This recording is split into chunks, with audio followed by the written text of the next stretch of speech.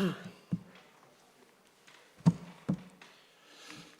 good evening, ladies and gentlemen, and welcome to this Governance and Resources Committee meeting for 1st July 2021. I'd like to welcome you all here this evening, this wonderful evening. It's nice to be back together again. A couple of things to mention first. The microphones are switched on, so you don't move them about, don't touch them, just speak in. If they do feel a bit faded at times, we'll get Jim to up the ante on that one.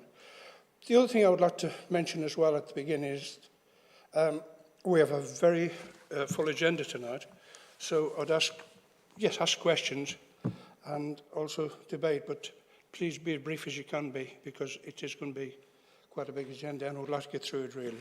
Thank you. We'll start with the apologies and substitutes. Apologies from Councillor Michelle Morley, substituted by Councillor Stuart Lees. Councillor Robert Archer, Councillor Paul Cruz and Councillor Alexandra Sutton. We're moving on to item number 2, approval of the minutes from the March the 11th, 2021. All those in favour? Thank you very much. Public participation with no speakers. Okay, thank you. Members' interest, item number 4. Members are required to declare the existence and nature of any interest that they have subsequent to agenda and items according with the District Council's Code of Conduct. Those interests are matter of state relate to money or that to which they can be valued in money, affecting members, his or her partner, dates from families and close friends. Interest become apparent at a later stage in the proceedings may be declared at the time. Any interest? Councillor Ball. Thanks, Chair. Item 7, Ashborne Neighbourhood Plan. I'm declaring the interest due to the fact that I'm actually a town councillor. Thank you, sir. Ashborne Town Council. But you want to vote on that, do you? If possible, yes, thank you. Thank you, yeah. Well, that's fine. Any other interest?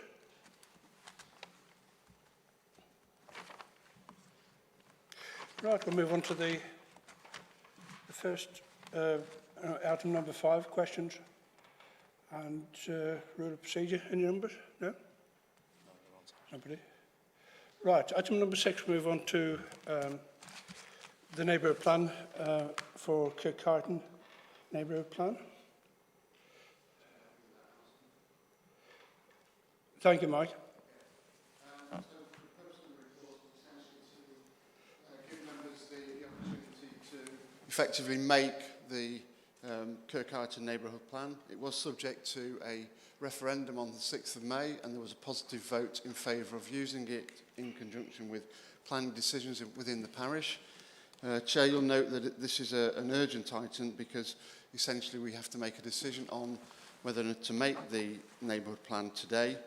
That has to be made within 8 weeks of the date of the referendum. That expires at midnight tonight, so committee is required to make a decision on that today. It's a very self-explanatory report, as are the following 2 in relation to Ashborne and in relation to Brailsford, and I'm happy to answer any questions. Any questions? No debate? What I'd like to do on these 3 items basically is to go straight to the vote, if I may. Everybody's happy with that? All those in favour? Thank you very much. Sorry?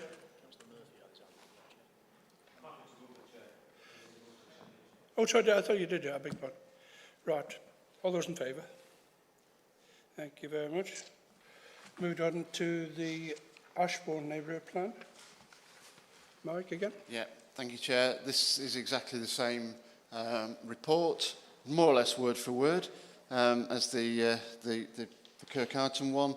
Very similar recommendation to make the Ashborne neighbourhood plan. It did again had a positive outcome in the referendum on the 6th of May, and we're recommending that you make this particular neighbourhood plan. Right, could I move in a second? Chair. Could I have a seconder? Councillor Hill, thank you very much. All those in favour? Thank you very much. And we move on to the Brentford neighbourhood plan. Chair, again, the same recommendation. We're seeking authority for the District Council to make this neighbourhood plan in Brailsford. Again, it went through the positive vote in the referendum on the 6th of May. So we'd just like you to confirm that you're happy to take this forward into the development plan for Derbyshire Dales. Thank you, Mike. Can I have a mover and a seconder? Thank you very much. Councillor Bull, second. Thank you. All those in favour? Thank you very much. Item number 6, consultation and engagement of strategy 21-27. Chair, I'm going to deal with that one again. That one's mine. Oh, yours, Mike, is it? Okay. Just by way of background, for members, the District Council is required by law to undertake consultation in relation to the services and policies that it takes forward. The Council has, throughout its existence, undertaken consultation in a fairly successful manner. We are guided by the principles that we've set out in our own consultation and engagement strategy, the most recent version of which ran out in 2019.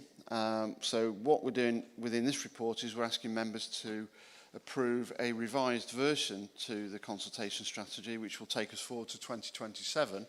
And Appendix 1 has got the details of that particular document that we're seeking authority for you to approve. The other thing that is set out within the report is a little bit of background by way of trying to sort of say to members, you know, we have been doing consultation for some time. Members have, when we've brought consultation exercises to committee and to council, made one or two comments about necessarily the quality of the consultation responses, the nature of the makeup of the people submitting their representations to the District Council. So what we've done is to have a look at how we can improve that. And looking at that, we've set out in the report 6 different proposals for you to consider, and they are on page 33 and 34. I can quickly go through those ones if you want. One is to retain and bolster the online panel. We have an online panel which is self-selecting, and that's one of the slightly problematic areas, that it is self-selecting. It's not necessarily representative of the whole of the district, but nevertheless, it is a cost-effective way for the District Council to carry out consultation. Within the report, we talk about the previous citizens panel. That was a very costly exercise for the District Council to actually operate and maintain. And the online panel, which we've superseded it by, is a lot more cost effective. The second proposal is to try and actually sort of set out to members of the public that, you know, we are listening and we have listened to what you've said, and using the Dales Matters publication is to sort of publish an article within that, which is sort of You Said We Did, where it highlights the sort of questions and queries that members of the public have raised with us, and for us to respond and say, well, as a response to those particular issues and those particular queries, then actually these are the things that we've done and these are the changes that we've made. The third one is to try and identify the sort of geographical distribution of the responses, to try and identify where the responses are coming from and what specific areas might be arising in different areas, because the online satisfaction survey that we've done is a very blanket questionnaire that we use. It doesn't necessarily give us any sort of detailed responses by way of the geographic location from which they come, and nor does it give us any sort of qualitative information. It's a very blanket approach where we're getting just essentially the quantitative responses. So we're asking, we're suggesting as part of this improvement that we look at actually a sort of a postcode question being included within surveys. The fourth proposal that we're recommending to you this evening is in relation to the way in which we actually undertake our surveys, and particularly the survey in relation to the satisfaction with the district council survey, the district council's services. Rather than necessarily it all being done online, what we're suggesting within here is that on a biannual basis that we would have a paid-for survey in a very similar way to which we do it for the corporate plan. Rather than doing it on a 4-yearly basis, we're doing a biannual basis, and we would be looking to take that forward this year. As it says in the report, there would need to be additional budgetary provision for that, so we're asking for a recommendation to be taken forward that money be included within the budget to enable us to do that. The fifth one is that with the sort of more major consultations we do, where we're looking at potentially more significant changes to our services and the way in which to deliver our services, most notably things like the way in which we do our waste and recycling collections, that we actually do not just an online panel, but we do something which a little bit more in detail, a bit more in depth, using things like SurveyMonkey and then promoting leaflets and social media boosts to try and encourage more engagement in those more detailed consultations. And then finally, to use the online panel to help with regards to the equalities consultation engagement plan, and actually for senior managers to actually take ownership of that particular plan and actually use it in a much more positive way in which we have possibly in the past. So, Chair, those are the sort of key areas in regards to this report, and the recommendations are that we take forward those 4 elements within that. Thank you, Mike. I'll move to questions. Councillor Ratcliffe. Yes, thank you, Chair. I do have 2 questions for Mike, but I'd like also to make a comment too, if you'd allow me. Sorry. Yes? Yeah. Are you happy with that? Yeah. Yes? Right. My comment is that, of course, this next 2 years of this council, I think, is going to be extremely important in terms of policies that are coming online and indeed contracts that we might be reviewing. So I've no doubt that some of the responses that we might get on resident surveys will be very illuminating and indeed, of course, valuable to us as well in the way that we adapt and adopt. And I think that points out one of the things to me about surveys. They're all well and good, but actually the important element of any survey is how you respond to it and implementing the changes that responds to those concerns that you pick up. So I don't think we should ever forget that in terms of a consultation and an engagement strategy. Now, one of the things that stood out to me, of course, amongst others, about this report, Mike, and my question is coming up now, is about the problematic nature of quantitative data. And, of course, we are putting in proposals for improving that. But it did seem to me that essentially the vehicles that we're proposing are very much in line of those that we've used previously. So I am assuming that the elements of publicity and communications that enhance these vehicles will provide for them to be of a better engagement quality, shall I say, to allow a rise in quantitative data. But I just wanted to put that very direct question to you, Mike. I may be putting you on the spot. Do you feel that our quantitative data will improve, or will it again be subject to queries. And then the other question, of course, is just to have clarification from you, which I think should be pretty self-evident, really, from reading the report. But we're setting aside a budget, I believe, as I read it, for a detailed resident survey to be carried out by a consultants group. Now, I know we've done this in the past, but given the expertise that I know we have within this council, is this not something that we could have done ourselves from within council? I'm not saying that a group won't provide us with some information, but I just wonder about the expenditure at financial times such as this council is facing. So those two questions, Mike, if I may. Would you like to respond to those? And I'll turn to face you because you're way down that end of the room. I can just about make you out. In terms of the first question that you asked, Councillor Ratcliffe, the issue around quantitative responses,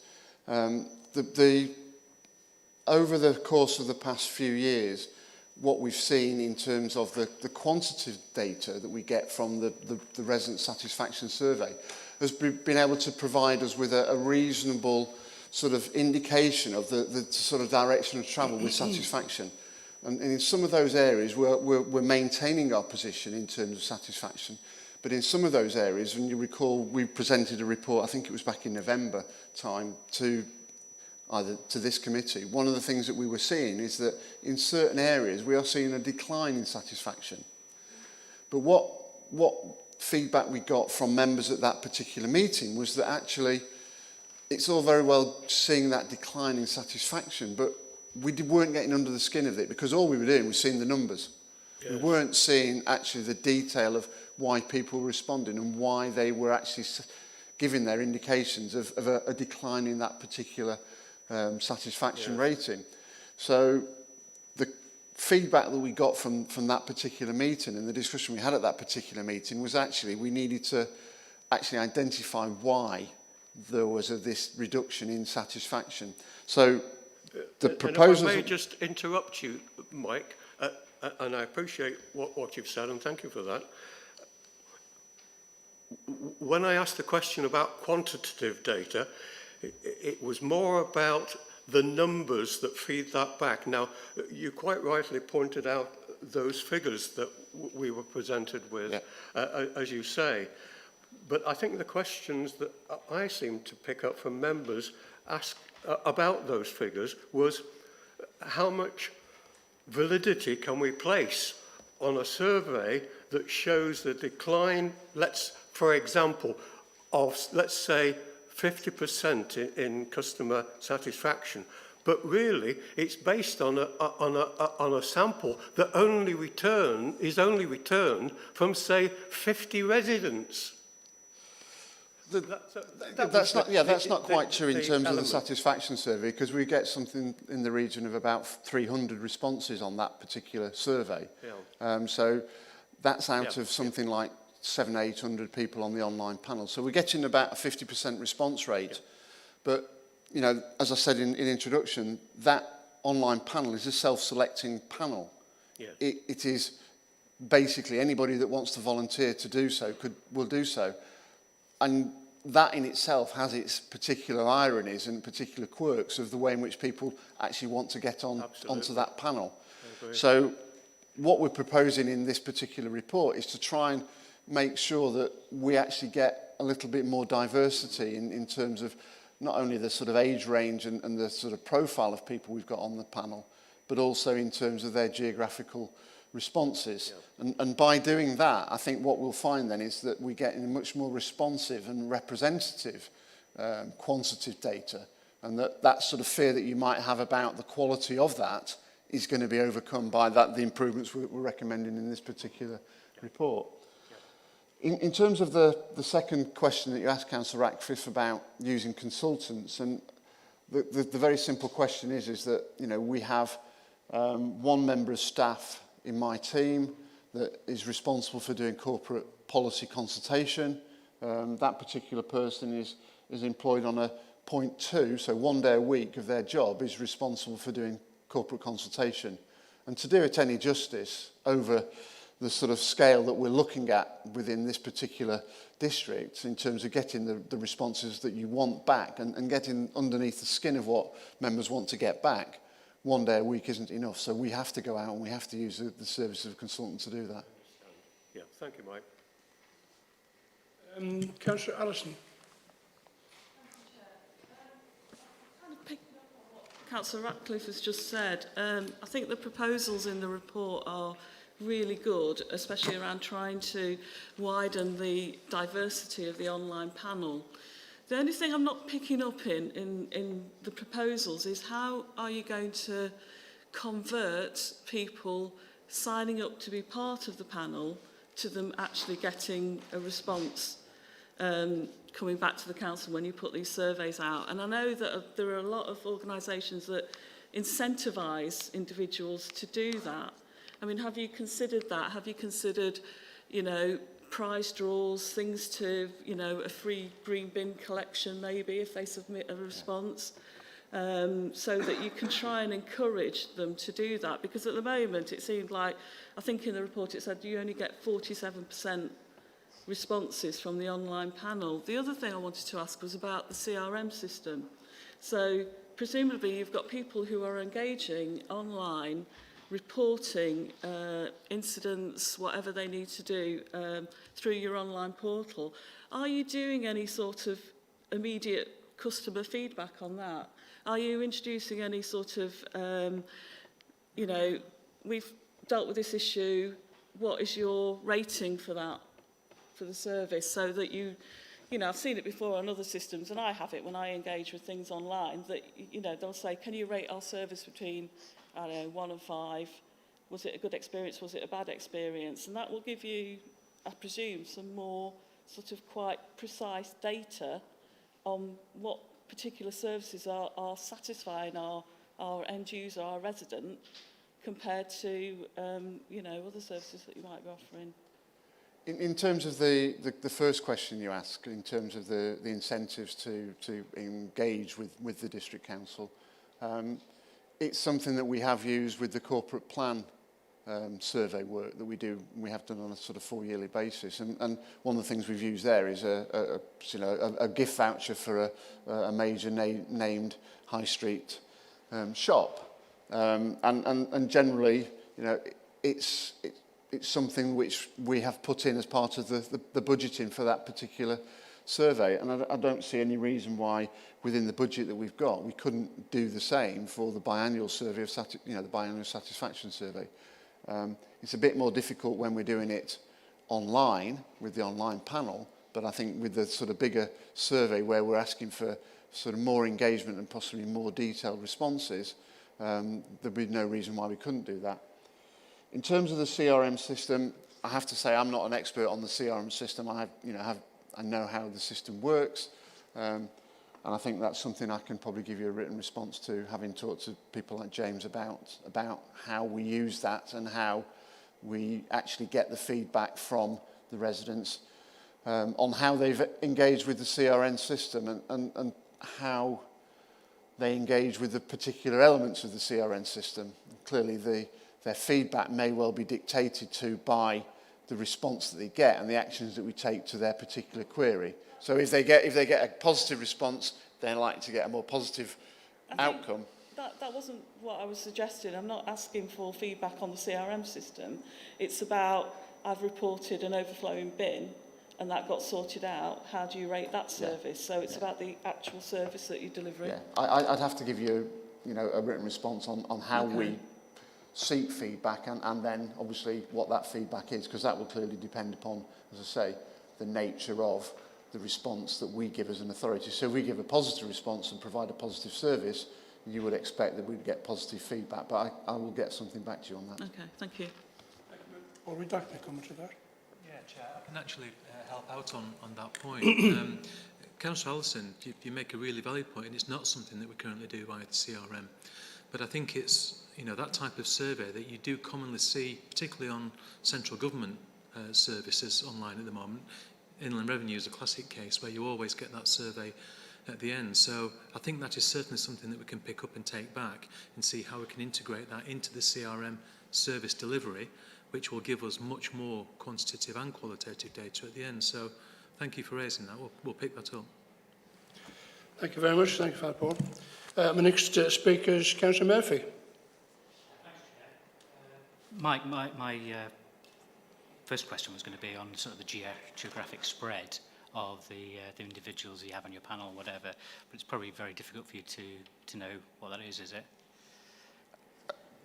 The reason that we're asking for your approval to sort of take forward the inclusion of a postcode sort of question is that when we're looking at the responses, we haven't got an idea of where they're from. It's anonymised. It's effectively the responses taken out of the survey. There's no names, there's no geographical data, there's no postcode data. We're just seeing the raw data in terms of how the responses are to questions. So what we're asking is, if we get postcode data or ability to identify generally from where people are coming, and we can identify the issues in those locations, then we can do a little bit more targeted work within the different services to enable us to take action in those particular localities. You know, for example, you know, if we get questions or responses that saying we're getting lots of dog fouling in particular areas, or we've got grot spots in particular areas around the parks and things like that, we can get the teams in to do that work from those particular services. Okay. I was thinking, how could we sort of grow that number that you've got 700 people who could possibly respond and whatever. And I was thinking, what could we do as ward members? I go to quite a few parish council meetings. If we could produce something, because when you go to parish council meetings, the people you usually meet are very motivated. They would be good people to obviously get involved on submitting surveys, but they talk to the rest of their village or their town or whatever. And I could see quite quickly that you could, if we do it right, we could grow that that number that you have on the panel quite quickly without spending a lot of money. I'd be prepared to do that. I'm sure most of the other... I think that the parish and town councils are a good vehicle to sort of get the message out that we want to engage with residents and to try and enable them to, you know, be engaged with us as part of that process. So, yeah, I think we should tap into town that. and parish councils are a good vehicle for us to use. Yeah, okay. Thank you, Mike. Next speaker is Councillor Fletcher. Thank you, Chair. Well, I'll try not to go over one or 2 points that have already been mentioned. Thank you. I agree with the Council's objectives, and I'll support anything that will try and improve the situation into a meaningful consultation, which I don't think really we've ever achieved or ever taken to the full with this Council. But in our approach, it is stated that we have to be clear on scope and the impact of the decision that's been made. Now, the scope is pretty simple, it's pretty straightforward. We know what we want, we can relay that. But I am concerned over the impact and how a professional officer sees the impact on a community where the members of the public will take obviously a different view, probably more meaningful and not prescripted to script. However, in delivering the objectives in section 2, you refer to options that you have discarded, which I think is a good thing, because people need to know whether you've looked at something else rather than just that you're proposing. And to explain why, which is very, very important.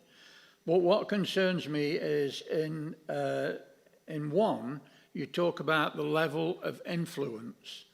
Now, I hear what you say about feedback. You said we did. But I am concerned that in the provision in this document, it doesn't actually give any room for altering that view from the public or a consultee that may bring up something else.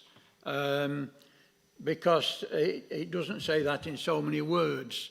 And I also have a concern about a postcode situation, because sometimes you'll get somebody write in which doesn't agree with the officer, and perhaps by name, well, within a few properties you're in a postcode, and then somebody will say, well, I know who that is, and they won't think of replying, so we won't get their views. So it could turn out that in the future we get views from those who agree, but we won't get those from who don't agree. So I think there is room within the document to firm up that if we do get a positive, fully supported view from any consultee, we will take that back, examine the facts, and then look at it against our own policy. That it doesn't actually say in this document. Thank you. Would you like to respond to that? Yeah, Chair, I think what Councillor Fitter is saying gets to the heart of the sort of democratic process that the Council's here for, really, at the end of the day, is to listen to what its residents say and listen to what its officers take from that, and then to make those decisions at the end of the day. Clearly, you know, in some instances, the consultation responses that we receive may be at odds with particular objectives, and in some cases we'll have to make some difficult decisions. And that will all come out in the way in which we present, as officers, we present the reports to members. So I think, you know, in terms of the whole objective of consultation, we have a legal requirement to do so. We have a legal requirement to actually take it into account. How we take it into account and what we do with that decision is something for the council and the members to decide as they are presented with the facts in the reports that we as officers present to them and the recommendations that we present to them. So, you know, that's the fundamental sort of basis for what we're doing. In terms of the postcode issue, Councillor Fitter raises a valid point, and it's one that we've been discussing over the course of the last couple of days. And rather than necessarily going down to individual postcode level, what we are giving consideration to as part of this process is identifying the more sort of general postcode areas rather than the specific street-by-street postcodes, so that it then avoids any potential for individuals to be identified, and then we potentially run foul of the GDPR regulations. So we are giving consideration to how we deal with that and avoid those situations where potentially individuals are identified. Thank you, Mike. If there are any more questions, I will move on to debate. Oh, sorry. Is there a question? It's just a question, Chair, if I may, just to pick up on Councillor Flitter's point. Mike, can you just confirm that obviously once these reports come back in, and I very much welcome these announcements because they have responded to Councillors' points raised, so I do welcome this. But I think Councillor Fitter's got a valid point, but my view is that you would report to the Council and then we would evaluate it as councillors, surely. So is that not where the evidence would come from? Well, the principle that we work on is that, you know, we would act on your behalf. We would prepare the evidence. We present the evidence in the reports. We'd make our recommendations, and clearly, if you felt that those recommendations were wrong, you could make those different decisions based upon the balance of whatever views you might want to take into account. The fact is that you've actually undertaken consultation as part of that process of making that decision, and that satisfies the requirements of the law. Indeed. You know, this is a minefield, isn't it? There's people making loads of money out of research and questions, and it's a science in itself. And I think this is an improvement. So I think that I'm happy to move recommendations, Chair. Thank you very much. Need you second it? Councillor Hobson? I'm happy to second, Chair. I mean, this is, I think, the second or third GNR meeting where we've had a big discussion about the consultation. I know myself in the past I've been very disappointed at the level of responses to consultation, as have other members, but I welcome the comments that have been made tonight, particularly those suggestions by Councillor Allison, so I'm happy to second. Okay, so I'll move to debate. Debate. Thank you very much. I'll go straight to the vote then. All those in favour?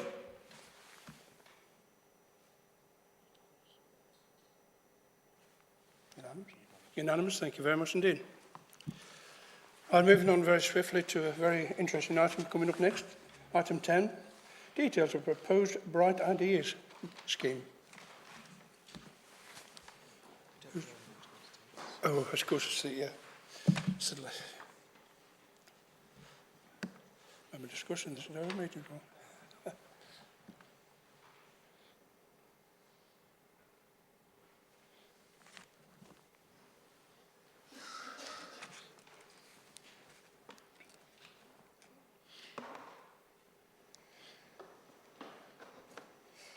evening, everybody. Sarah Arbon is here as a member of the employee group to present this paper to you. Those around the table who were planning last night will recognise her as one of our planners, but she's also a member of the employee group and has been instrumental in putting the detail of this proposal through employee group, corporate leadership team, JCG, and then here tonight. So I'll hand over to Sarah. Okay. Thank you. I'll just give you a bit of background of where we've got to with the proposal. In January, it went to Governance and Resources Committee. This committee approved the reward and recognition policy. The Bright Ideas was part of that. A corporate leadership team in March, the draft design was accepted. We then moved it to JCG, and they were consulted in March as well, and they resolved for us to bring it to this committee to approve the design of the scheme. The Bright Ideas scheme is identified as a transformation or efficiency saving in a team other than the employee's own team. That's the important part. We're saying that, you know, as part of your own work area, you should be bringing up efficiency savings and ideas. This is something that is outside of your own work area. And with the HMRC rules in mind, the corporate leadership team agreed with the proposal to have 3 levels of award, a team, service and corporate level, with an overriding maximum of £1,000. In order to bring it to life to you, I've got an example just to go through quickly. Say my idea was that to stop using the quality premium paper for the headed logos on any letters that we write, and instead use black and white headed paper straight to the printer. I would, obviously that would come up with the idea, then I would speak to the manager responsible and clarify the savings and etc. They might support the idea or not. I would then take my idea to CLT, and before that my manager or an SMT manager or HR manager would help me draft a business case. And then I would take that business case to CLT, who would then decide whether to put the idea into practice or not, whether there was sufficient cost savings associated with it, and then depending on, you know, they would decide whether they would give the award and at what level, and then you would sort of advertise this on SID, Staff Matters, etc. I'm happy to take any questions. Members. Councillor Ratcliffe, I think you're first.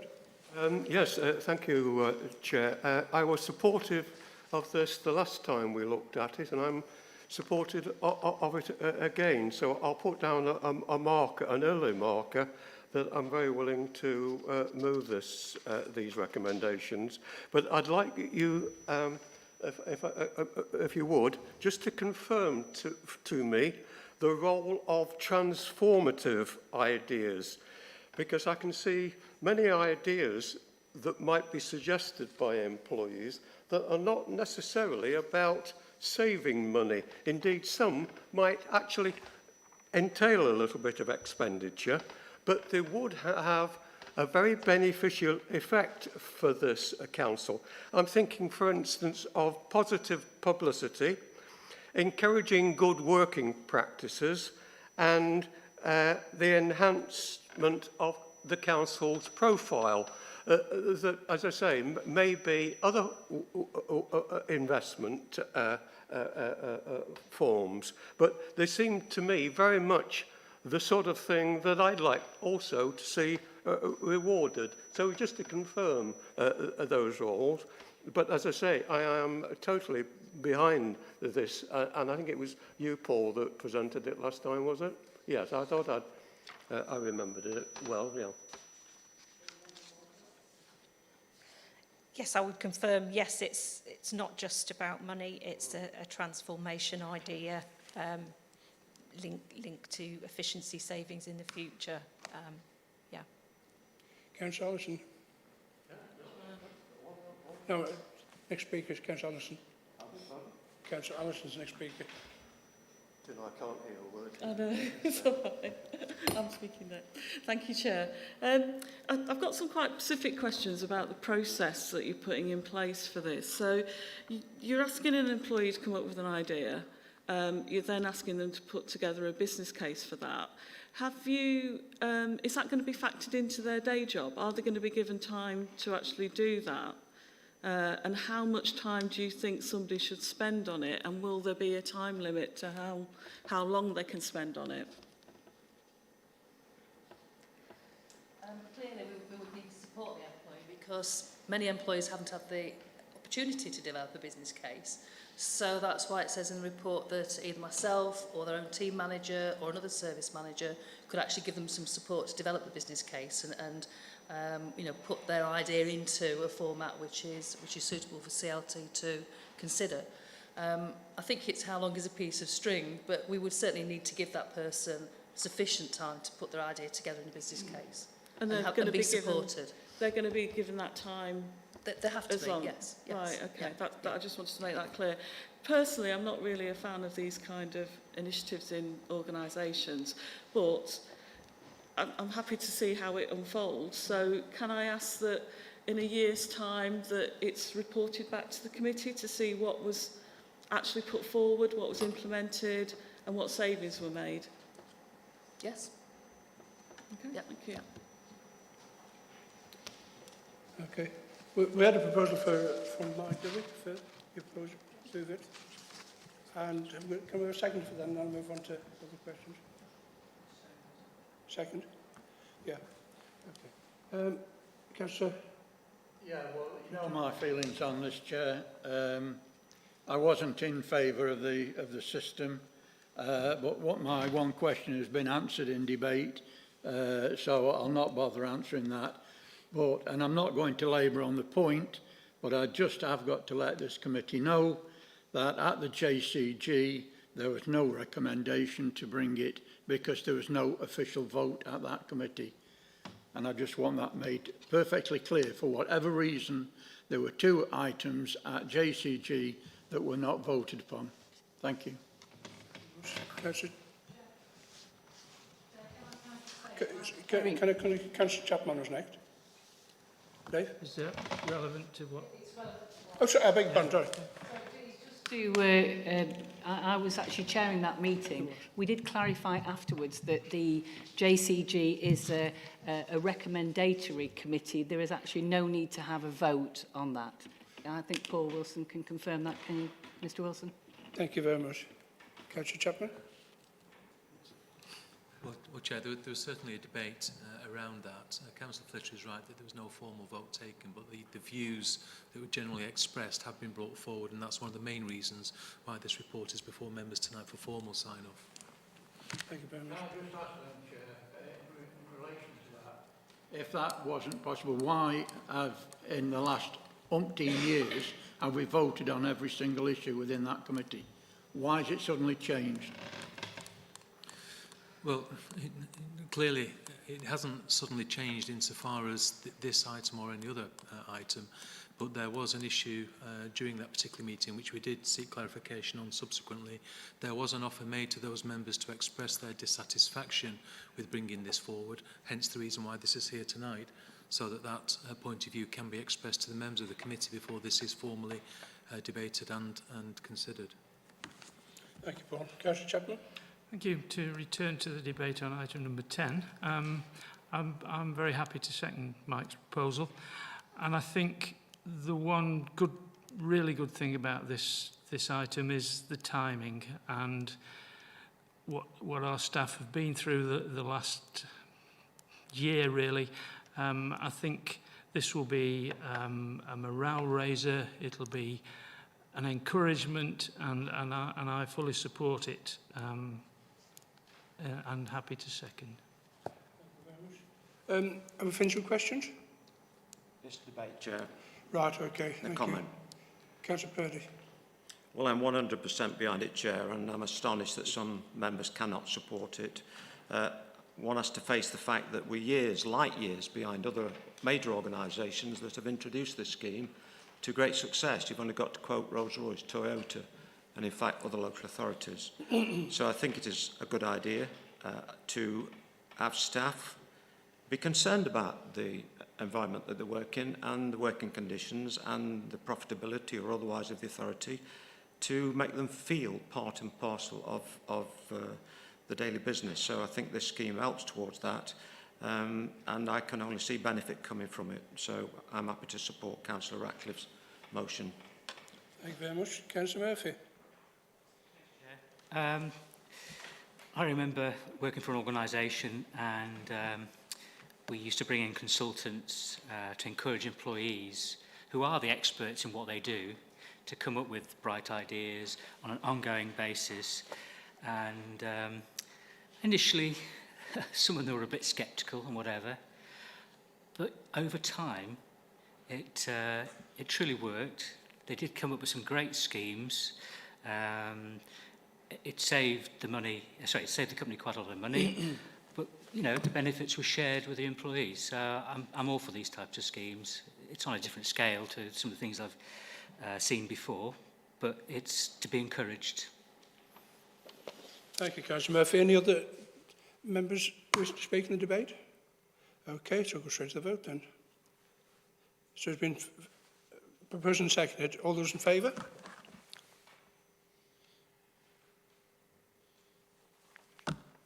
One against. He's not voted. No, oh, sorry, but You want to check against or abstain?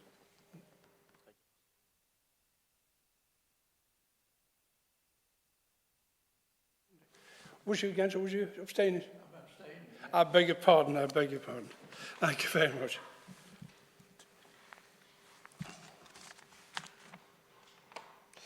Item number 11, flexible working policy.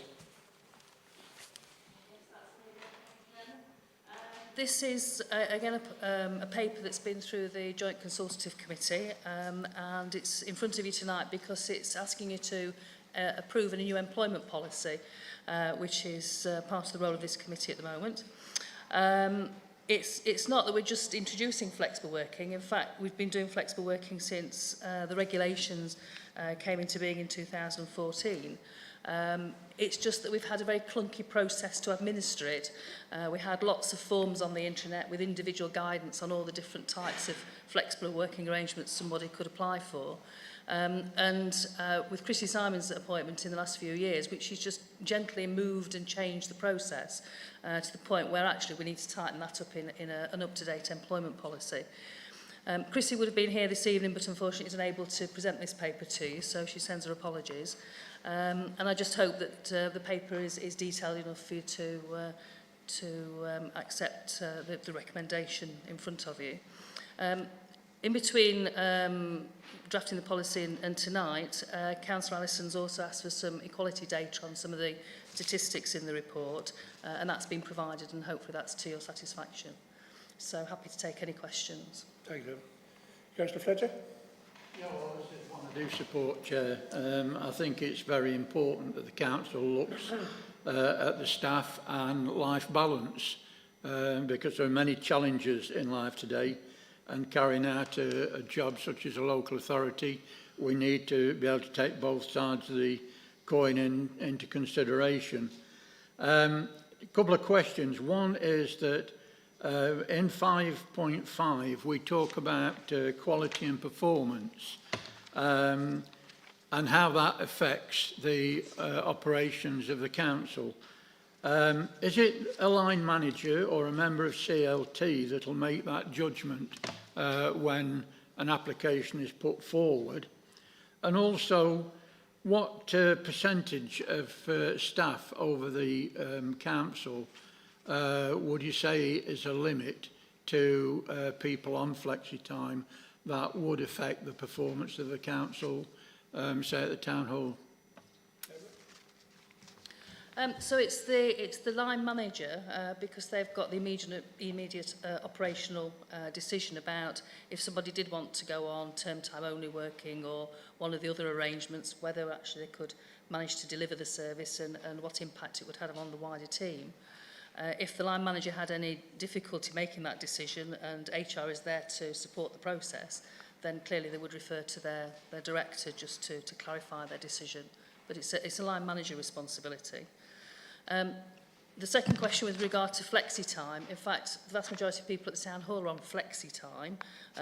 This is about flexible working arrangements, so changing the contract of employment on a permanent basis, so changing the working arrangements to maybe do annualised hours or compressed hours, the examples that are in the appendix to the policy. So this is about a permanent change to contract rather than Flexi Time, which lots of local government employees enjoy. With that point clarified, Chair, I'd like to move it. Thank you very much. Is that find a seconder? Councillor Purdy. Any more questions? I move into debate. No debate. Excellent. I'll go for the vote then. All those in favour? Unanimous. Thank you very much. Moving on to item 12, Asset Management Plan Landholdings Review Phase 1, Thorpe Public Conveniences and Adjoining Land.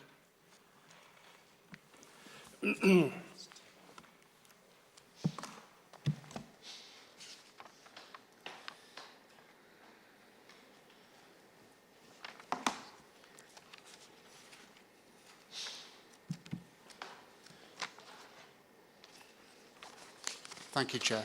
This is hopefully quite a straightforward report and builds on a report that came before this committee in March time when you considered a number of land holdings and properties and what we might do with them in the future. At that time, this piece of land in Thorpe was put forward as well, and officers were asked to do a bit of research into it as to specifically whether it had any potential to be used as a traveller site, amongst other things. Also asked whether it could be confirmed whether or not the land was in the Peak Park. Well, I hope the report makes all those points clear. The land is in the Peak Park. From the point of view of a traveller site, it's smaller than the minimum size that we've ever considered that might be suitable for our needs. So the officer recommendation is it's not suitable for a traveller site to meet the need that's known to be in the Derbyshire Dales, and therefore our recommendation again is that the land should be declared surplus to requirements and put for sale by auction. That's all I have to say on the report, but if there are any questions, I'm happy to try and answer them. Any question for Tim? Mike? I'm not sure this is a question. Perhaps it's more of one of those rhetorical things that I am often responsible for.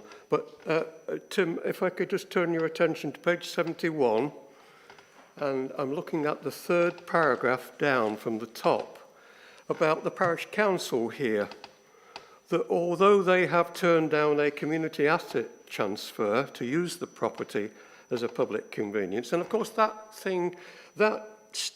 stood out for me when this was first presented to us, that underlying all of this was the loss of another yet public convenience for this district, and in an area that I would have thought one was perhaps needed, being a fairly intensive tourist area. But the parish council, perhaps slightly contradictory, expressed concerns about not being able to use it for a local event, and possibly even other events too that fall within their parish. So I really just wanted you to respond or just comment on that, Tim, but I am very aware that, you know, once this is solved, it's going to be used for something totally different, and we do, with regret, I think we have to accept the fact that we are losing yet one more public convenience. Yeah, thank you, Chair. Just respond to that, Tim. Of course, Chair. Well, in respect to its use as a public convenience, it has been closed for 3 years since the public convenience review. So that use has been ceased for some time. Yep. Since this was debated in March, I've had an email correspondence with a resident from the village who has a very pleasant email exchange, I should say, a very pleasant person, and that person has expressed some concern and wished that it would be brought back into use as a public toilet, but equally has recognised that the council made a decision then, made that decision on grounds of cost, and recognised that locally no one was coming forward to offer to help in that respect. Yeah. I think the decision before members is that effectively there is an ex-public toilet which has been closed for 3 years and is sat there as a remaining liability, and whether we wish to continue with that or whether we wish to do something with it. Of course, offering it for sale could open up other opportunities for its use by other organisations. Yeah. Thank you, Tim. Thank you, Councillor Fletcher. Yeah, this is one that doesn't sit easy with me because I find it very hard to support a recommendation that takes another set of toilets out of use, although I take what Tim has said, that it's been closed for 3 years. And I looked at this, and like Mike, I was looking at the parish council, but perhaps they see that how expensive it is to actually keep these toilets open. I know at Matlock that in the park, we're finding it very, very expensive to run those toilets, although we needed to take them over for public use. And they're very well used, but the cost of keeping those on are astronomical. And I wonder whether a smaller parish council just feel that it's beyond their means. The one thing that I'm not quite sure about, I wouldn't like to see it go for a song, as they say. And there's no indication of here what the reserve figure may be. And I'm wondering whether we could get some direction on that. Probably, if not within this forum, you know, we are informed at a later stage, because you know, it's a gift for somebody, but there again, it's relieving a liability on this council, and I understand that. But I do find it hard to vote for the sale of this when I've already made my feelings clear on other public toilets, because visitor needs are sadly been ignored. And I can't balance that situation. But could we at some stage know what the reserve figure is for that, Tim, please? Yeah, through you, Chair. Yeah, happy to provide that. If the report's approved tonight, then yes, we'll provide that to all members. Councillor Flitter. Thank you. Any more question for Tim? And I'll move into debate. Sorry? I'd just like to pick up on the public convenience issue, if I may. I'm fortunate in one sense that I was in hospital at the time when the vote was taken to close toilets. I submitted my views by email to the then leader, and I was very much against them.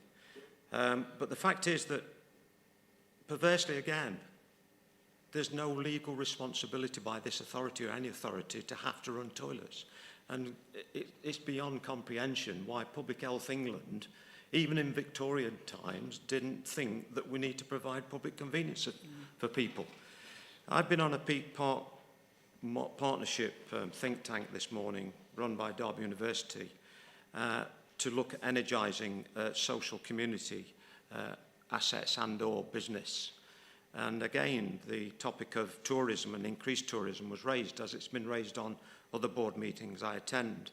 And whilst we're trying to encourage tourists to come to our shores, we've got this awful calamity of no public conveniences. And it's how do we square that circle? My take on this is that I am hoping and praying that we get a good government funding statement this autumn. And if we do, then I will be suggesting to this council we revisit the public conveniences and see what we can do. But it has to be on the caveat that we get sufficient monies. As Councillor Flitter says, it's very costly. I'm a director, a non-paid director of the Matlock Bath Development Association, and we've tried desperately over a number of years now to reintroduce toilets into Matlock Bath, and we fail. We fail because we can't secure funding, we can't secure grants, and it's a real dilemma. But it's one that has to be tackled somehow. Thank you, Chair. Thank you, Gary. Councillor Allison? Yeah, it's really pleasing to hear that, you know, if there is funding available, that we will start to reintroduce toilets. But the problem is, if you start selling them off, where are you going to put them? It increases the cost of trying to establish public toilets in places where we've taken them away. So I'm not quite sure how that's going to work. Let's look at the new modern type of toilets. Our old Victorian toilets are beyond the sell-by date. One in particular in Matlock Bath, it was evil, and it really ought to have been condemned, never mind closed. So I think we have to look at what's available on the market, single-use toilets or multi-sex-use toilets, and I think that's the future. Okay, thank you. Okay, any more contributions? No? Thank you. Will do, Mike? Yeah, no problem. I suppose indirectly, back up what Gary was saying there, that I do think it's about time that the government accepted that the role of public conveniences as under the responsibility of local authorities is a major contribution, despite the fact of the state of some of them, to public health, you know, and we should be receiving a funding allowance for that. So I'm hoping that this community fund, I think you referred to, Gary, you know, is part of that thinking. You know, we are actually providing maybe a non-statutory service, but my word, a good service, and one that's demanded almost by residents and needed. Okay. Any more comments? No? Councillor Bowler, so. Yes, thank you, Chair. Could I just ask, and obviously from the last two comments that have been made as regards, you know, there could be, and as Councillor Allison pointed out, you know, if we've already got rid of them, there isn't a chance to come back and it would cost even more. Can I just ask, is there a cost at the moment that, yes, we're not, they're closed, they've been closed, so they're not used, but is there a cost, or is it just an empty building to us at the moment? Well, I can answer that, Chair. There are residual costs associated with each of these. In some cases, there are business rates payable, believe it or not. In some cases, there are water bills and electricity standing charges and the like that we need to pay as well. In this case, I believe there are holding costs for water and electricity and general maintenance costs. You know, we have to make sure the building doesn't fall down. Thank you. Any more questions? I'll move straight to debate then. No debate. Can I propose in the seconder, please?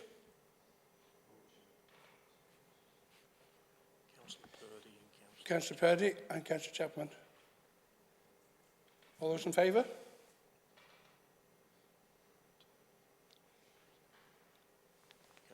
Against? Abstentions? That's been carried. Moving on to the next item. Which is what are we going to do now? We're going to 13, 15 and 16. We're taking those together. We're moving 14 down to 16.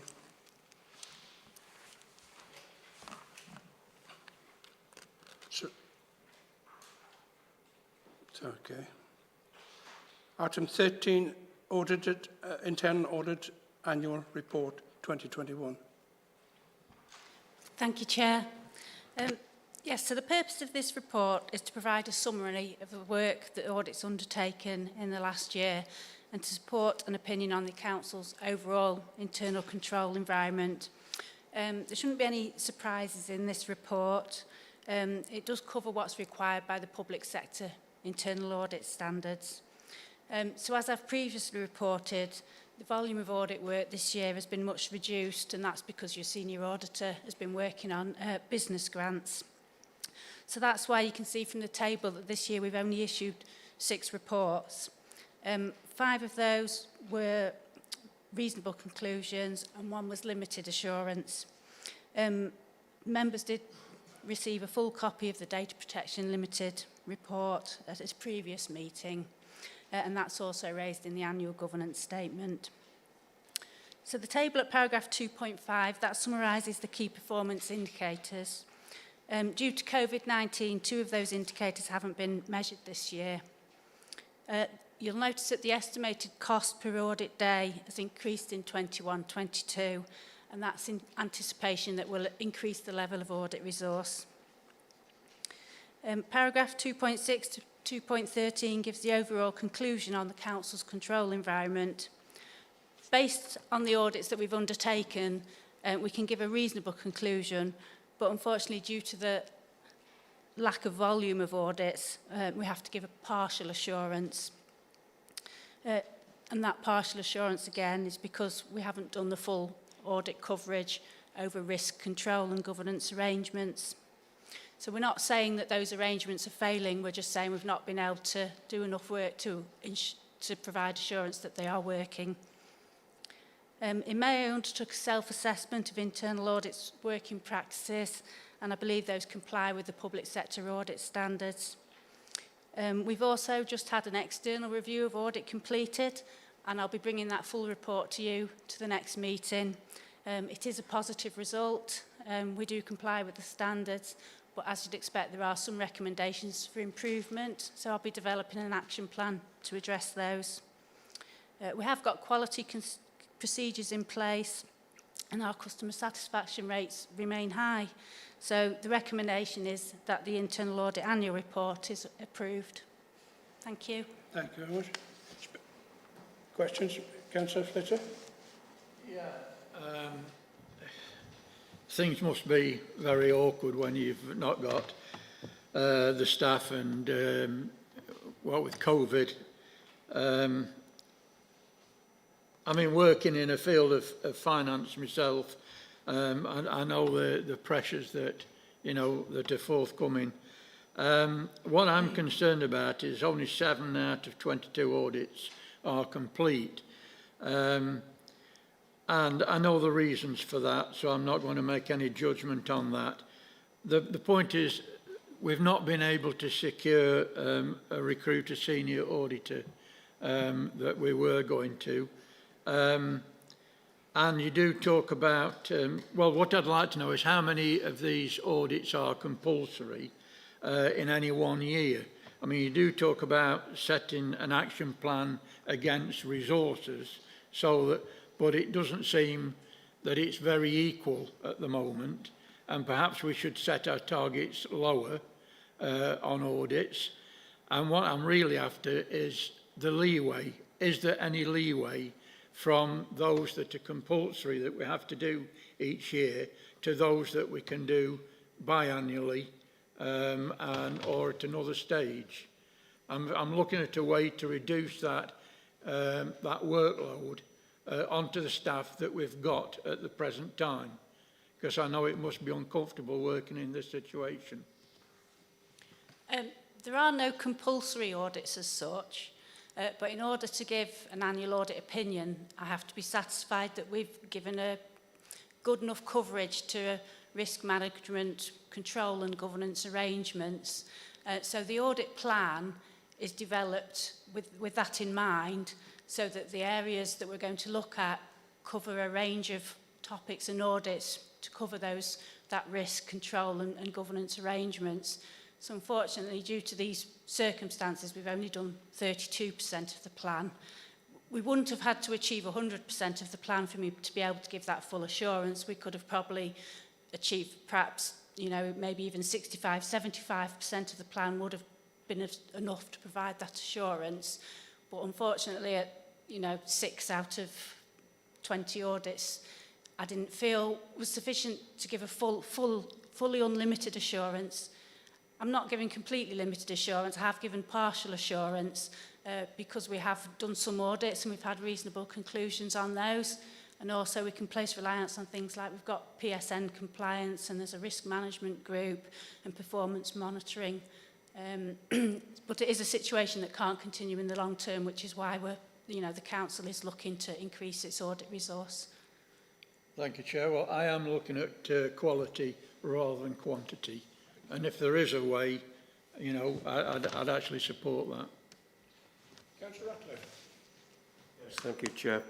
I think the lack of staff that Steve has referred to, I think should underline the thanks that are due to you, Jenny, and indeed to Karen for all the work that you do on finance and audit that, is of great reassurance to us members. But I'd like to just draw attention to paragraph 2.9 on page 74 and the fact that as you say, assurance can never be absolute, but there are some areas that are only of limited assurance, areas where improvements are required. And as I read it, one of the outstanding ones is data protection. And I just wondered, it did cross my mind, is there anything in data protection that is a concern that I as a member should be aware of or should be brought to my attention?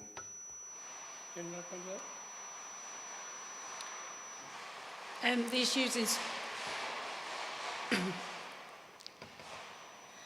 members did have the full data protection audit report at a previous meeting, and most of those recommendations have been implemented. I think there is an outstanding couple on the report relating to things like training, what officers are in the process of implementing those.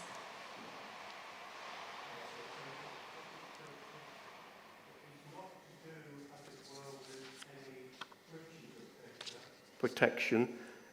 It's more about the quality of the protection that surrounds the policy. It's more about the processes and procedures. Yeah. There weren't any actual breaches, but I guess perhaps if there's weaknesses in the procedures, they may lead to breaches if you're not careful. Yeah. And thanks for your report and the work you do, Jenny. Thank you, Jenny. Councillor Allison. Chair, it's just I may be not understanding this correctly, but the internal audit work feeds into the external audit, does it? No, we're completely separate, really.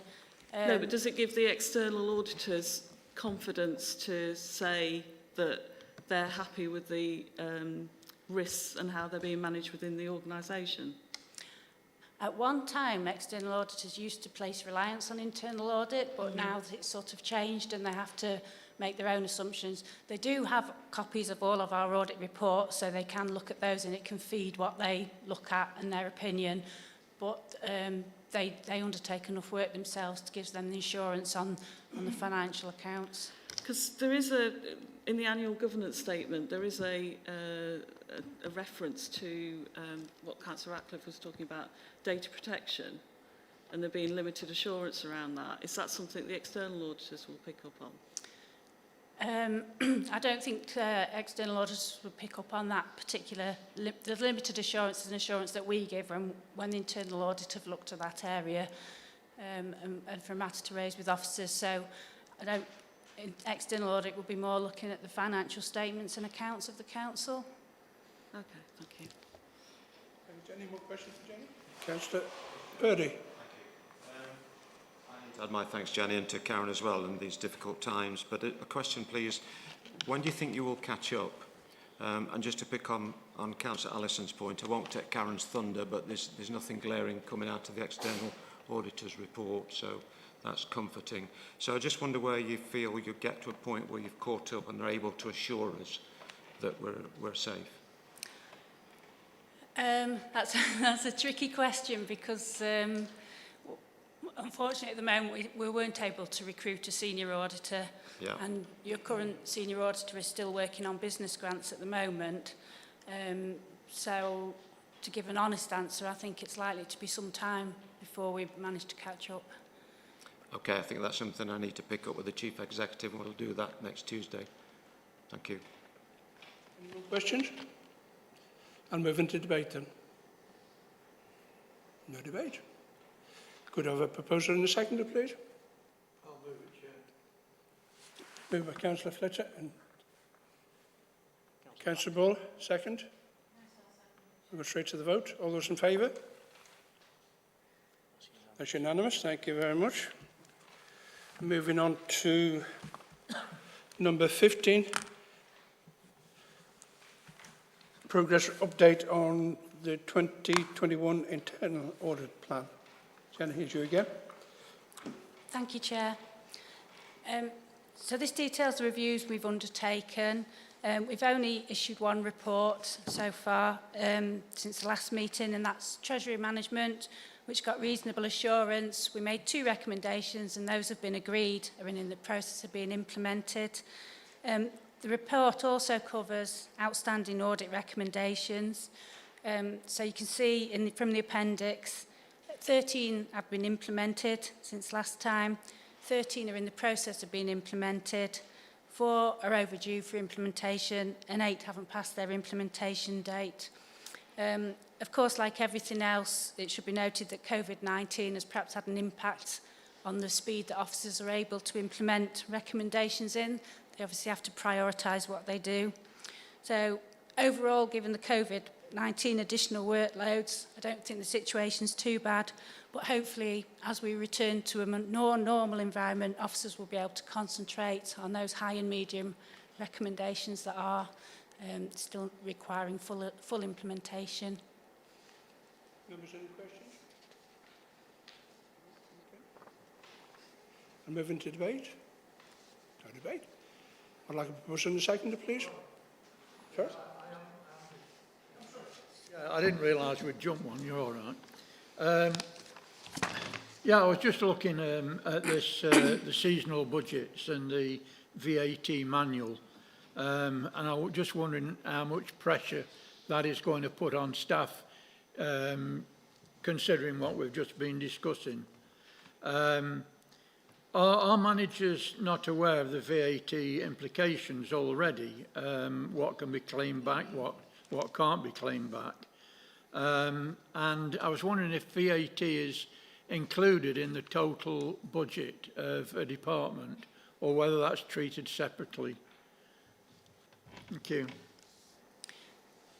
You certainly have a competent VAT officer in accountancy that in terms of VAT, but documenting processes and procedures is also always something we're very keen on, just to make sure all staff are aware and everyone's got the right idea, and that staff out in your departments as well, who may be responsible for coding invoices, are fully aware of the VAT implications. It'll also save your VAT officer time if people can just refer to a manual and see that, you know, for this it's this VAT code, for this it's that VAT code, and might save them queries. So again, they have revised that implementation date to a bit later. It isn't a high priority recommendation, but it is best practice if they get a VAT manual in place. I've read VAT statements and they're not that easy. Councillor Ball.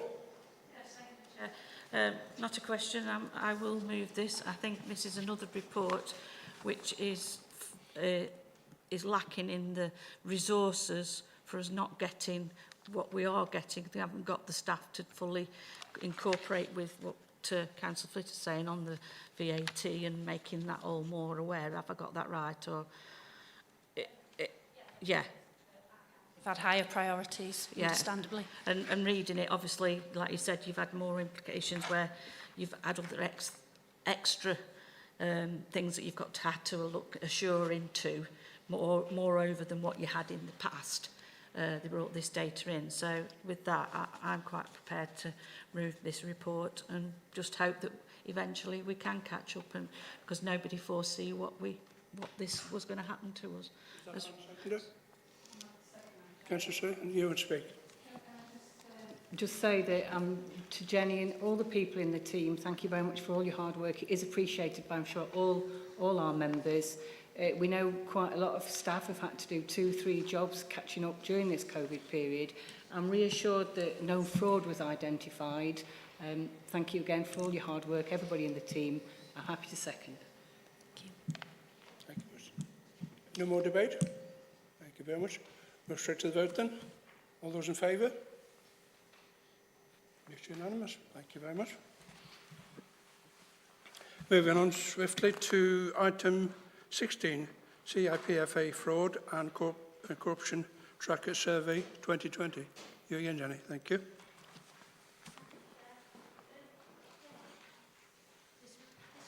Is it working? Thank you. Oh, yes.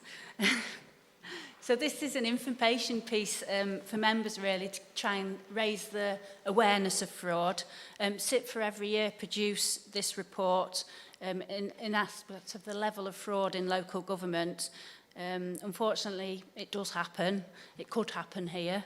The key areas we may get fraud in are things like procurement, council tax, business rate fraud. And so that's why one reason the internal audit look at these areas regularly. We make sure there's things like separation of duties and things in place to try and reduce the level of fraud. It's a reminder we can't be complacent about fraud. We can reduce the risk, but I don't think we can completely eliminate it. It can be committed by anybody in the organisation, maybe not who you'd expect. So the report also details the fraud prevention measures Derbyshire Dales has in place. We do take it seriously. There's detailed policies available to staff. The audit plan covers the whole organisation. We take part in a national fraud initiative. Strong recruitment procedures help. Investigation of things like council tax support frauds. So if your internal controls are strong, there's much less chance of fraud to take place. And that's one reason, linking back to the last report, it is so important to get recommendations implemented. So really it's just an information piece, and the recommendation is to note the report and the measures in place. Thank you. Thank you, Jenny. Move to questions. Councillor Fletcher. Yeah, I know it's a national report, but can I take it that this council is one of the 73% of councils sharing the data with Cabinet Office? So the question is, if not, why not? And do we have any concerns at this council with remote working? That's it, Chair. Thank you. We didn't complete the survey this year, and we didn't have the resource to complete the survey.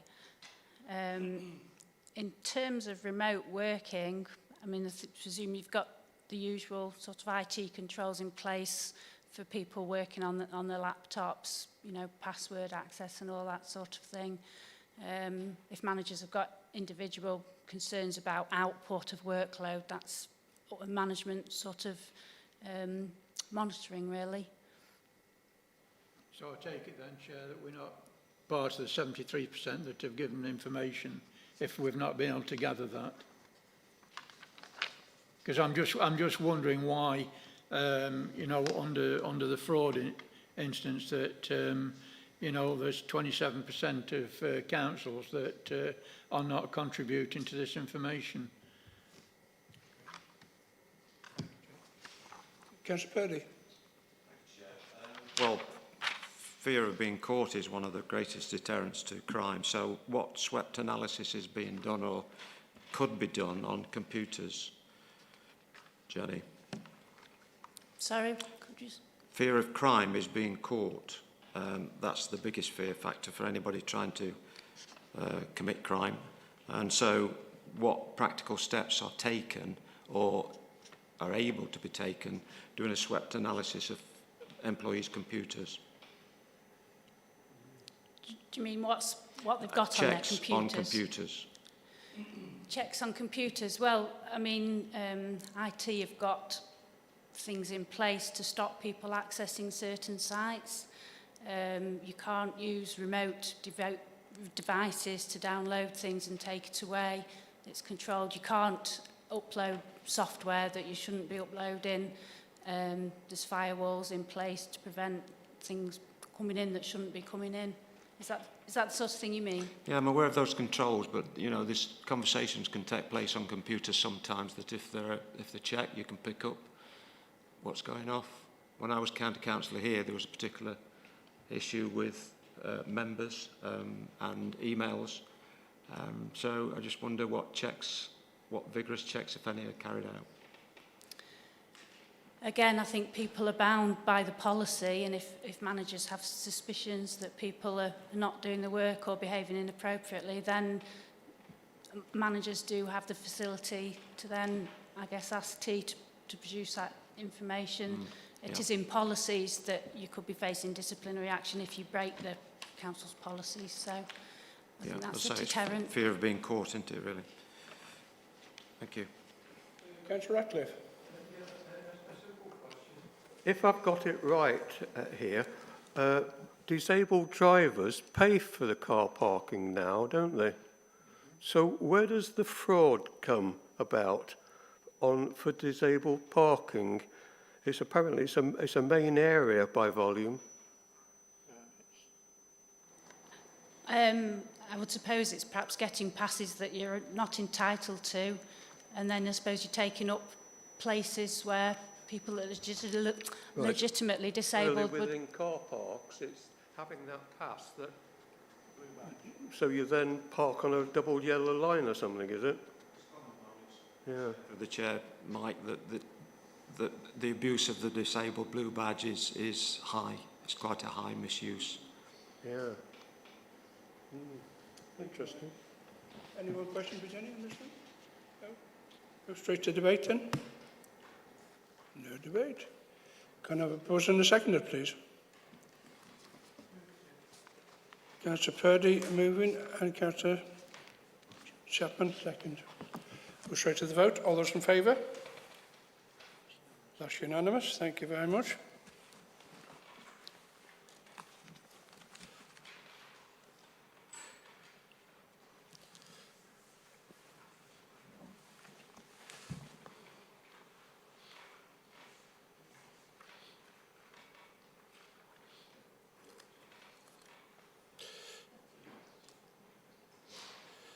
Thank you very much. Now moving on to, going back to item number 14, external audit progress report. Karen. Thank you, Chair. Gavin Barker, the Director and Audit Lead from Mazars, has asked me to pass on his apologies to the committee this evening as he's unable to attend. He has asked me to raise certain points to the committee to add to the report. Firstly, Gavin's asked me to inform the committee of a change in the team membership. Amber Davidson will take over from John Presley as the audit manager. Amber's previously worked on our audit and is familiar with the council. Gavin will be remaining as the audit lead. Secondly, the timetable for the 2021 audit is really tight. The deadline has been extended to the 30th of September in recognition of COVID, and Gavin's due to present his report to the committee meeting on that date, so we've given him as much time as we can. But the amount of work that's required and the limited time could be difficult to achieve. At the current time, the accounts are on progress to be completed by the statutory deadline of 31st of July, when a copy will be sent to Mazars, so that won't hold them up. Mazars have several audits to complete within the time frame, and they've booked for their staff to work on our audit from the 30th of August to the late September, so it is a condensed period. The audit progress report set out in Appendix 1 explains the reasons for the difficulties this time. And the final point that Gavin asked me to raise relates to the value for money assessment. So usually when they report on the audit opinion, they give the members of the committee an opinion on the statements of accounts and at the same time a value for money assessment. The latest guidance from the National Audit Office indicates that the value for money assessment may be given at a later date, and Gavin's indicated that Mazars are likely to do that this time and to report to the committee on value for money in November rather than in September. I'll try to answer any questions that members have got on the report or appendix. Questions, members? Councillor Fletcher. Yeah, well, I read this report, Chair, and I got a bit of a negative view on this one. I mean, it's the same old thing, really. I mean, we're told of a fragile market. We're told of an abundance of national publications, problems with staff retention. But I do note that Mazars do give a priority on high-quality service. So, but they haven't experienced all those the problems, but they are experiencing some of them. And I'm looking at the market for external audits as a whole, and I'm just wondering what that means to this council if all else fails, and we still want quality, noting that that's going to cost us and add risk in the future. And I'm wondering whether we're well prepared for that. Yes, certainly. I think Mazars are not alone. It's common right across the audit sector, and we've seen it ourselves in trying to recruit an internal auditor. And Councillor Flitter's exactly right that that's potentially a cost in the future. The Redmond report that I think the auditor's mentioned in this one and has mentioned previously identified exactly that. And I think the recommendations of the Redmond report will result in higher audit fees. In the past, audit fees were higher and they dropped, and it's my view that they'll go back up to where they were before. In terms of affordability, if they go back to where they were before, I think that's about a £10,000 increase. So hopefully we can accommodate that. Thank you. Councillor Purdy. Come on, Councillor Flitter's point, I don't know if you remember, but I actually raised that question when we were in the town hall last, and Gavin answered that to the effect that Karen's just given. So I think we've got to be prepared, and probably all authorities in the country have got to be prepared for a real problem in this area. Thank you, Chair. Any more questions for Karen? No? Move to debate? No debate? Okay, and if we move on a second, please? I'll move it, Chair. Thank you, Steve. Sorry. Oh, sorry, I had to see you there, all right. Been proposed by Councillor Fletcher and seconded by Councillor Froggatt. All those in favour? It's unanimous, thank you very much.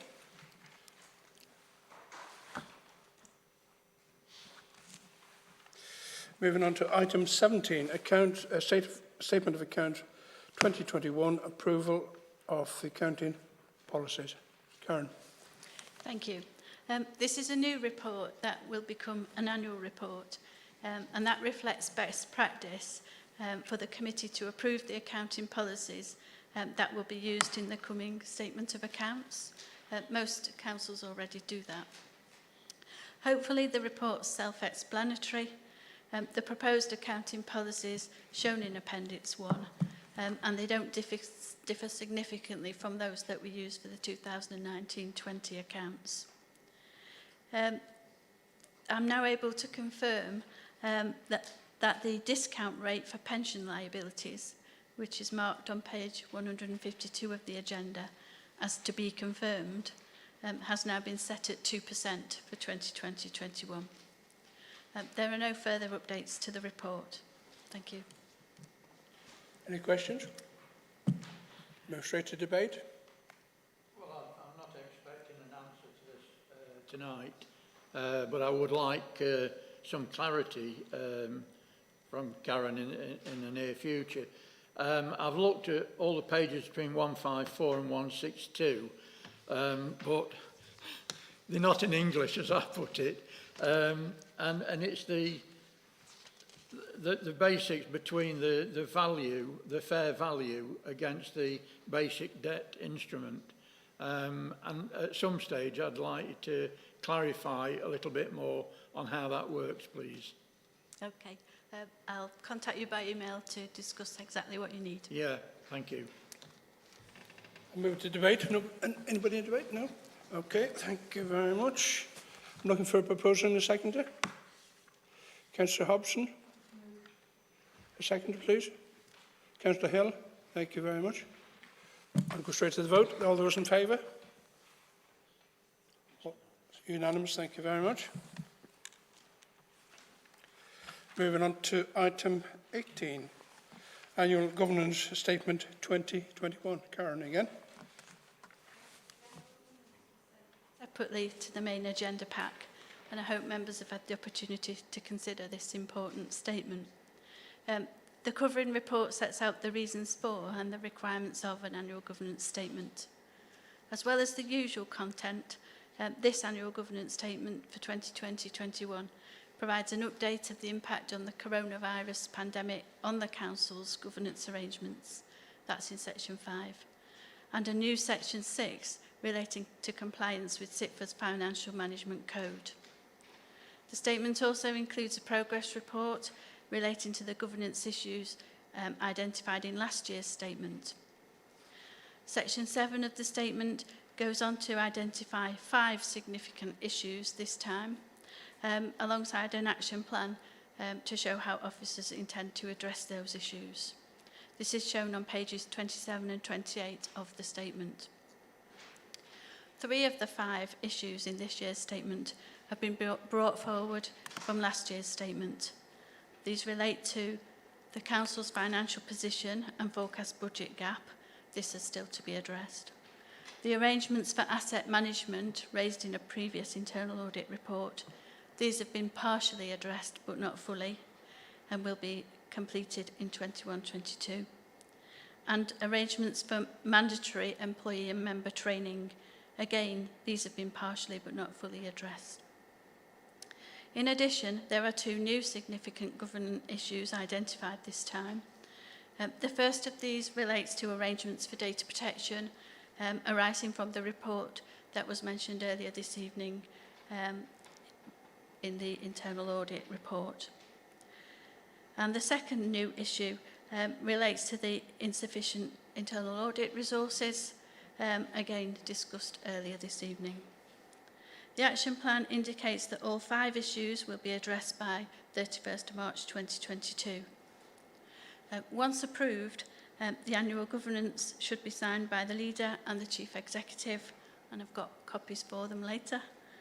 And the annual governance statement will be included in the draft statement of accounts, which has to be published by 31st of July on the Council's website.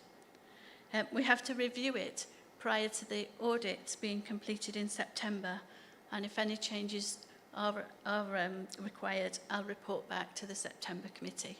Thank you. Any questions? Councillor Ratcliffe.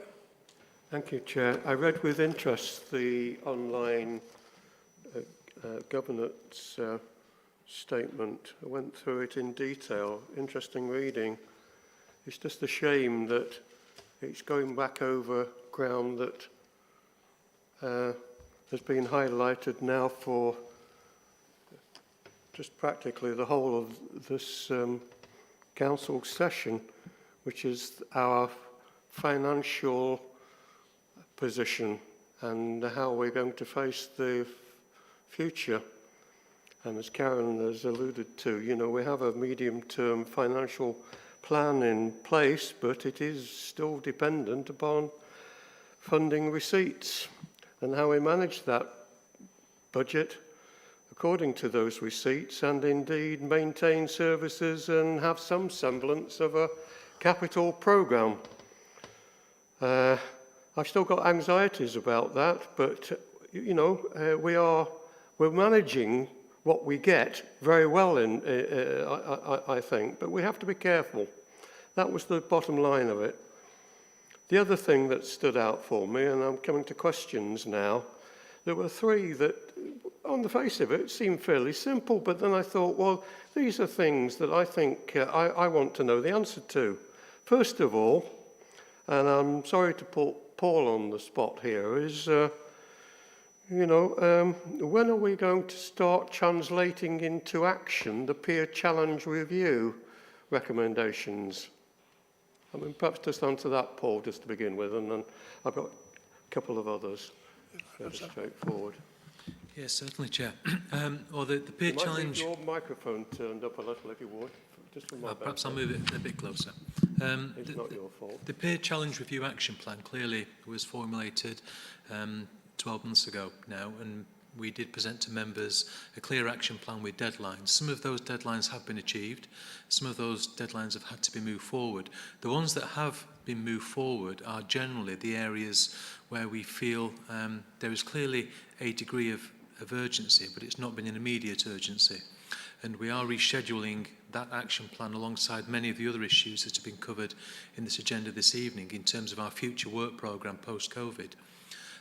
So it certainly needs to be implemented. It will be implemented, and we will be coming forward with two members with clear indications of what those revised deadlines may look like. Yeah, thank you, Paul. I say, the other question seemed on the face of it fairly simple, but then I thought, why is it happening? And it's this question about attendance at mandatory training. Why on earth, can somebody tell me why it was that only 34 people attended the mandatory training on safeguarding, and yet for data protection there were 157? What was it about safeguarding that people didn't want to know? Maybe it's a rhetorical point, that. And then the other thing is just a bit of an update, really, from something that's arisen this evening. Can we have a bit of an update, as it were, about the appointment of the senior auditor? Because very clearly, it's a position that we need. I mean, I don't want to press it, but I think it's something that we want an answer to. Yes, I can certainly deal with that, Chairman. Well, as members are aware, resources were approved to recruit to that post. We have been out to advertisement. We have interviewed a number of candidates on 2 separate occasions, and we haven't been able to identify candidates with the necessary level of expertise. Karen and I have been in discussions regarding alternative arrangements, and we are in advanced stages of looking at a particular proposal which may require some further investment from the council if we are to go down this particular route. But Karen and I will very shortly be concluding that, and we'll be coming back to members if indeed further resources are required. But there are 2 active options on the table at the moment which we are currently working out which is the best option for this council. So it will be resolved, but it may require some additional resource to resolve it. Thank you, Paul. Who's responsible, incident? Is there an officer who has overall responsibility for training, this mandatory training? What are we putting in place this year to resolve those failures, as it were, as I read it from the last governance? Yeah, the mandatory training can be identified from a number of different sources. It can either be organisational training and learning, which corporate leadership team will identify for its own workforce and teams, and that's actually a discussion that we're having at the leadership team meeting next Tuesday. There are other forms of mandatory training which comes through external reviews or national advice and guidance, and clearly that is also featured into the member development programme, which has also suffered delay because of the COVID situation this year. So I think the point that really has come out of this meeting tonight is there's a lot of catching up to do on a whole range of issues, and through nobody's fault other than the circumstance we found ourselves in, but there is a lot of catching up. Yeah, I appreciate your answers, Paul, and thank you for everything you do. Thank you, Mike. Any more questions? I would just want to know, I know Mike has said that this document was online. Unfortunately, I've been waiting all week for the postman to come, I've looked on the members portal and seen nothing. And if it had been on the website somewhere or online, as Mike suggested, then surely we should have had an email to tell us that that's where it was. So I've not seen this report tonight, and that'll reflect in my abstention from the voting. Thank you very much. Any more questions?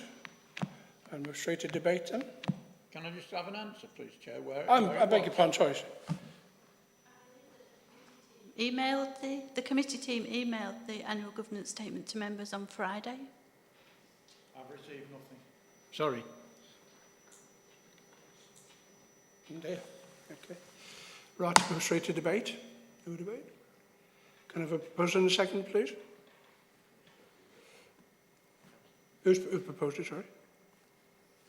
Councillor Ratcliffe? You proposing? Thank you very much. Seconder, Councillor Purdy. Just to add, if I may, yes, there's an awful lot of delay, Mike, and that's reflected on all the board meetings I attend and with the DCN. And I think there's bound to be some slippage in a lot of areas, and I think it's going to take us a long time to catch up. But I take your point about finance. Thankfully, we're not in the position as Amber Valley is down the road. You know, they've got the auditors in. So that's where we get great relief, and thanks to our staff for keeping in this prudent position. Thank you very much, members. We'll go straight to the vote then. All those in favour? Councillor Flitter? Abstention? Thank you. That's been carried. Thank you very much. Item 19. This is the stage where we exclude the public and the press. We've no press here, no public? Chair, I think if you need to get into the detail of the exec appendix, then you would need to resolve to exclude the press and public. But depending on where members go with this and what Karen intends to present, I would only do that if it was strictly necessary to get into that level of detail. Okay. Hold on a second. Karen, are you intending to go through the confidential information when you present the report? Just need to go through the confidential information case, to make Chair, the decisions. You'll need a proposer and a second to exclude the press and public. Okay, so you're going to have a proposer for a second to exclude the public and the press. Thank you very much. So I'll move it. All those in favour?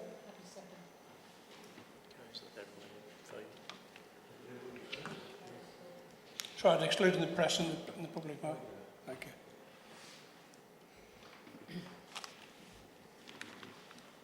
Sorry, Jason. No, sorry. Just take a vote. What about take a vote. All those in favour? Sorry, I thought you had one. I beg your pardon. That's unanimous. Thank you very much. Okay, it's you again, Karen. Item 19.